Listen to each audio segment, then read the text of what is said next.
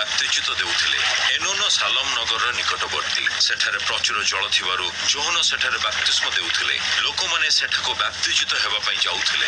ଯୋହନ କାରାଗାରରେ ବନ୍ଦୀ ହେବା ପୂର୍ବରୁ ଏସବୁ ଘଟିଥିଲା। ଯୋହନଙ୍କର କେତେକ ଶିଷ୍ୟଙ୍କ ସହିତ ଜଣେ ଯୁହୁଦୀଙ୍କର ଯୁକ୍ତିତର୍କ ହେଲା। ସେମାନେ ତାହାଙ୍କ ସହିତ ଧର୍ମ ସଂକ୍ରାନ୍ତୀୟ ସୂଚୀକରଣ ବିଷୟରେ ତର୍କ କରୁଥିଲେ।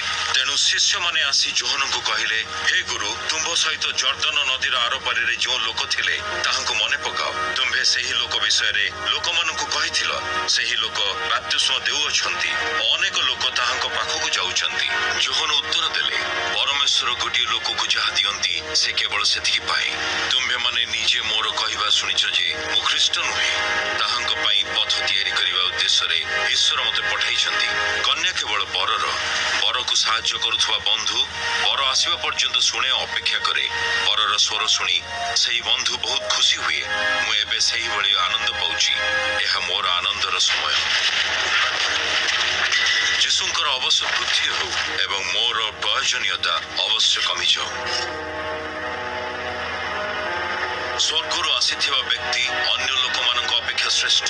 ପୃଥିବୀରେ ଆସିଥିବା ବ୍ୟକ୍ତି ପୃଥିବୀର ଅଟନ୍ତି। ସେହି ବ୍ୟକ୍ତି ପୃଥିବୀରେ ଥିବା ବସ୍ତୁ ବିଷୟରେ କୁହନ୍ତି, କିନ୍ତୁ ଯେଉଁ ବ୍ୟକ୍ତି ସ୍ୱର୍ଗରୁ ଆସନ୍ତି ସେ ଅନ୍ୟ ସମସ୍ତଙ୍କ ଠାରୁ ଶ୍ରେଷ୍ଠ।